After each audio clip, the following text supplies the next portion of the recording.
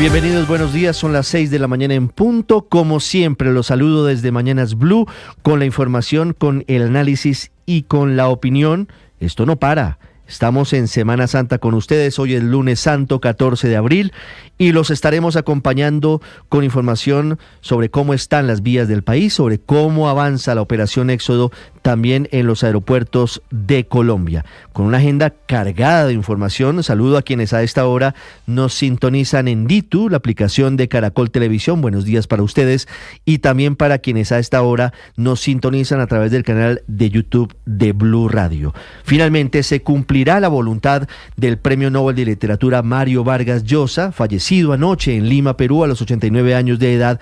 Será un adiós no multitudinario, no habrá sepelio público, pero se realizará el día de hoy. Esta mañana en la ciudad de Lima comienza la despedida de uno de los más importantes escritores del continente, uno de los máximos exponentes del boom latinoamericano, con Gabriel García Márquez, con Julio Cortázar y con Carlos Fuentes.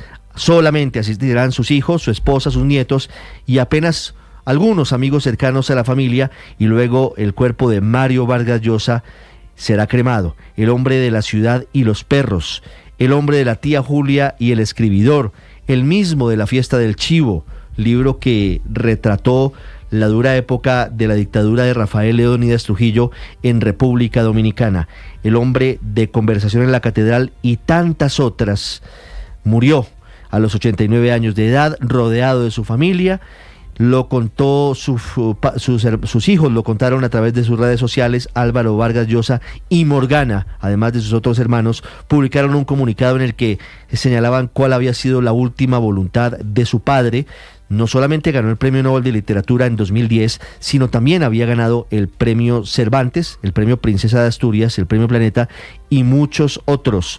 Hace pocas semanas había presentado en compañía de Pedro Cateriano, escritor peruano, un libro que Cateriano había escrito sobre la biografía política de Mario Vargas Llosa. Otra de las aristas de su vida que fue muy interesante: defensor a comienzos de los 60 de la Revolución Cubana, paulatinamente se fue alejando y al final se convirtió en uno de los más duros críticos de la ideología y de los gobiernos de izquierda, y además de ello había incursionado en política electoral, había intentado ser presidente de Perú en 1990 en una campaña que le salió mal, perdió contra Alberto Fujimori y tuvo que salir del país. Se refugió en España, fue ciudadano español en 1993 y ciudadano dominicano en el año 2002. Adicionalmente, es el único escritor de habla hispana, de lengua castellana, que fue admitido en la Academia Francesa, que le hizo un homenaje muy importante hace algunos años al Premio Nobel Mario Vargas Llosa, fallecido, repito, en las últimas horas en Perú.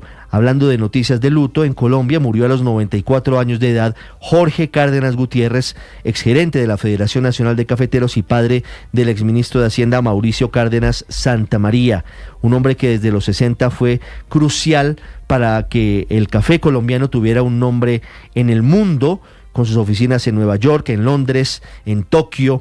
Internacionalizó el café. Jorge Cárdenas Gutiérrez, que había sido gerente de la Federación de Cafeteros hasta el año 2002. Por eso muy importante su legado y muy importante los homenajes que también se le rinden en Colombia. En otras noticias les hablaré en segundos de la victoria del presidente Daniel Noboa, reelegido en Ecuador con más del 55% de los votos frente a su rival, la correísta Luisa González, con el 44%. Noboa celebra el triunfo, dice que este es un mensaje para las nuevas generaciones, mientras que Luisa González denunció fraude electoral y no reconoció los resultados. A pesar de ello, tanto el Consejo Electoral Ecuatoriano como las otras entidades veedoras de los comicios señalan que se realizaron de manera adecuada, no hubo denuncias graves de fraude o de posibles irregularidades en las votaciones. Y en Colombia vamos a hablar de alteraciones del orden público en Cauca. En menos de 48 horas hubo 3 ataques a estaciones de policía con drones cargados con explosivos. En el municipio de Morales hay un militar herido, en Piendamó y también en Cajibío, donde hay un policía lesionado. El ministro de Defensa responsabilizó a alias Kevin y a alias Edward de estos atentados terroristas. Mientras tanto, en el sur del país siguen las operaciones contra Iván Mordisco entre Amazonas y Caquetá, y hay 8 personas desaparecidas en el departamento de Guaviare, presuntamente secuestradas por esas disidencias, mientras que la gobernación de Antioquia ofrece 200 millones de pesos de recompensa para quien entregue información por los responsables del secuestro del empresario Juan Gonzalo Vélez en Concordia. Un secuestro que duró, por fortuna, apenas 2 horas, luego de la muy eficiente labor de las autoridades. Y vamos a hablar de política, por supuesto, en Colombia. Vamos a hablar del magistrado Vladimir Fernández, exsecretario jurídico de la Presidencia de la República, que les pidió a sus compañeros de la Corte Constitucional que avalen el freno temporal del proceso del Consejo Nacional Electoral contra la campaña Petro Presidente por posibles irregularidades en su financiación. Se habrían volado el tope en más de 5.000 millones de pesos, según la teoría del Consejo Electoral. Lo curioso del episodio es que el presidente Petro entabla una tutela contra el Consejo de Estado y, les digo, de manera curiosa, le cae en el despacho a Vladimir Fernández, su antiguo secretario jurídico y hoy magistrado de la Corte Constitucional. Pero no es la única batalla política y jurídica. Vamos a hablar también de las duras críticas del presidente Petro y de su gobierno, que anuncia impugnación a la tutela del Consejo de Estado, que le ordenó suspender la transmisión de los consejos de ministros a través de los canales privados y a través de los canales regionales y de los canales locales. El presidente dice que esta es una manera de censura, mientras que se está garantizando por parte del Consejo de Estado el derecho a la información y el derecho a una pluralidad informativa. Vamos a hablar también en segundos sobre la polémica que se abre de nuevo por parte del presidente Petro en el debate sobre la proporcionalidad de la justicia en Colombia. Volvió a comparar la condena contra EPA Colombia y la condena del exsubdirector de la Unidad de Gestión de Riesgo de su gobierno, Sneider Pinilla, condenado por el escándalo de corrupción en esa entidad del gobierno. Voy a hablarles en segundos también de las muy tensas relaciones en el Centro Democrático, el grupo de 4 precandidatos contra Miguel Uribe, que también aspira a ser el candidato oficial de esa colectividad. No le están haciendo caso al expresidente Álvaro Uribe, que había pedido unión y tranquilidad en el seno del Centro Democrático. Les contaré detalles de los 2 conciertos de Shakira en el Estadio Atanasio Girardot de Medellín.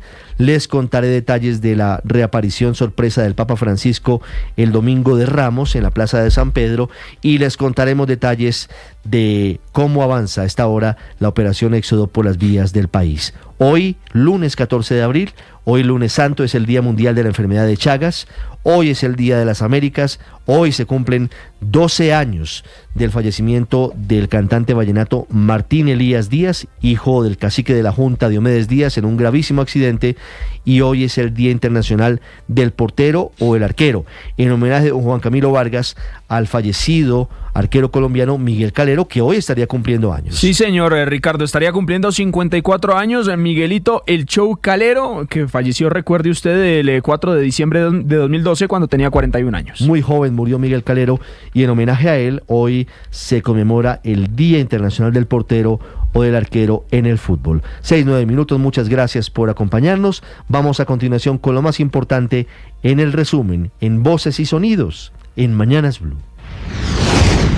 Que lo ideal es que la muerte sea un accidente, que venga a interrumpir de una manera como accidental una vida que está en plena efervescencia, ¿no? Ese sería mi ideal. Acaba de confirmarse la muerte del Premio Nobel de Literatura Mario Vargas Llosa. Sus hijos anuncian con profunda tristeza que su padre falleció en Lima de forma tranquila y rodeado por su familia. El escritor peruano fue un narrador meticuloso y apasionado que dedicó su vida a explorar el poder, la libertad y la condición humana. Como le ocurrió a muchos escritores del boom latinoamericano, Mario Vargas Llosa también vivió la Revolución Cubana y la caída de la larga dictadura de Batista. Ahí vimos en la Revolución Cubana, en la trayectoria heroica de los barbudos, en la Sierra Maestra, algo que creo todos buscábamos, un socialismo que sería no sectario, no dogmático, diplomático, sino abierto, que permitiría en su seno la controversia. Sin embargo, pronto le llegó la desilusión cuando un poeta de la isla fue declarado enemigo de la revolución. La relación entre Mario Vargas Llosa y Gabriel García Márquez fue una de las más fascinantes y tensas de la historia literaria latinoamericana. Y en su respuesta siempre quedó en claro que la enemistad era irreconciliable. Mis opiniones sobre García Márquez, literarias, políticas, son conocidas hasta el cansancio, hasta la saciedad. Creo que esa es una curiosidad gratuita, más bien un poco malsana. Me parece que es un tema que lo prudente y lo elegante sería evitarlo. En 2022, en la televisión chilena, el maestro Vargas Llosa habló en su momento de las elecciones en Colombia. Los colombianos, al elegir a Petro, han elegido la pobreza. Sí, es clarísimo, digamos. ¿Y son tontos los colombianos que eligen la pobreza? Yo creo que son tontos. Una mañana de viernes, el 3 de octubre de 2014, hace casi 11 años, el escritor Mario Vargas Llosa habló con Blue Radio, desmintiendo públicamente una columna que escribió en su momento el exministro Fernando Londoño Hoyos. Maestro Vargas Llosa, es un placer saludarlo, inclusive para estos temas tan aburridores. Para usted, muy buenos días desde Blue Radio. ¿Cómo está? Buenos días, mucho gusto, señor. Muy bien, bueno, la verdad que bastante molesto con esta historia, que me han atribuido un texto que yo no he escrito. Además, usted sabe que este texto, que se titula Lloro por ti, Argentina, y yo jamás lo escribí.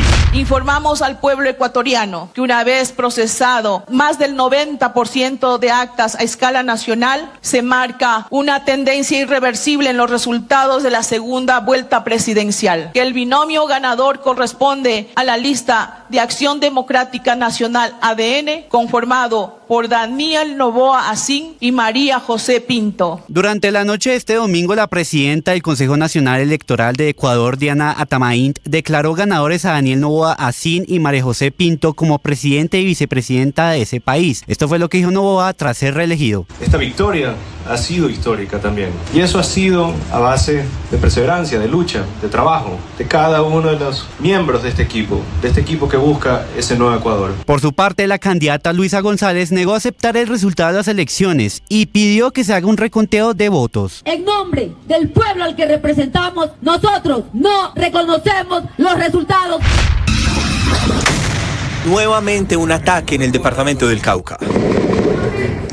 Esta vez se produce en Cajibío, allí en el departamento, donde disidencias de las FARC atacaron la estación de policía con drones y con ráfaga de disparo. Rápidamente las autoridades tuvieron que reaccionar. La policía llegó a repeler estos ataques. Se habla de un funcionario herido en medio de esta situación y nuevamente la población vivió un momento de terror, de zozobra a raíz de estos ataques. En las últimas horas, el ministro de Defensa, el general en retiro Pedro Sánchez, responsabilizó de estos ataques terroristas a alias Kevin y alias Eduard, cabecillas de las disidencias de las FARC.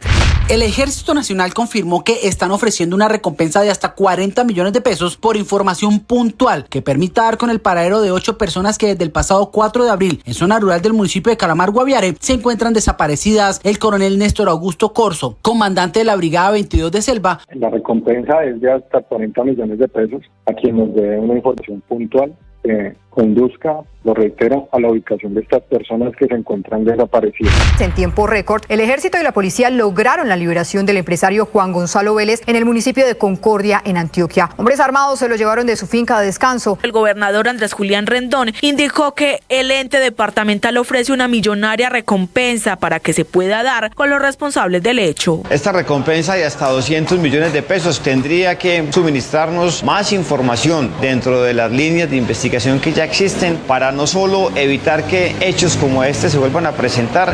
Hay luto en el gremio de los cafeteros. Falleció a los 94 años de edad Jorge Cárdenas Gutiérrez, una de las figuras más importantes del gremio cafetero del país. Nadie sabía hasta dónde íbamos a hacer, pero inmediatamente el mercado empieza a subir y de precios de 40 y pico centavos, que $1, que $2, que $2.50. ¿Se imagina usted 2 años recibiendo plata así en Colombia? Mira, eso fue una transformación.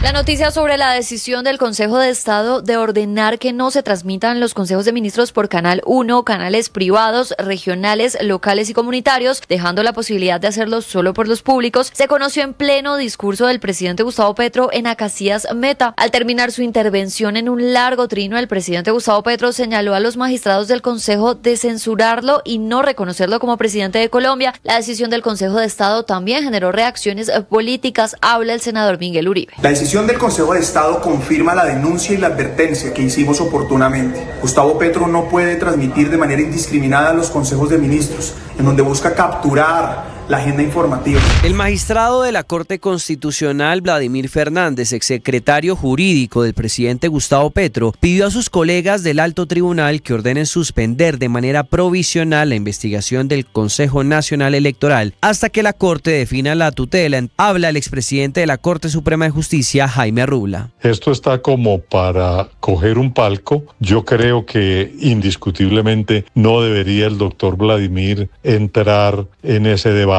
El abogado constitucionalista Germán Calderón, España. Pienso que uno como magistrado debe declararse impedido en cada caso en concreto que se le presente, y ahí sí puede haber de pronto como una pequeña omisión en la que debió haber sido más cuidadoso el magistrado.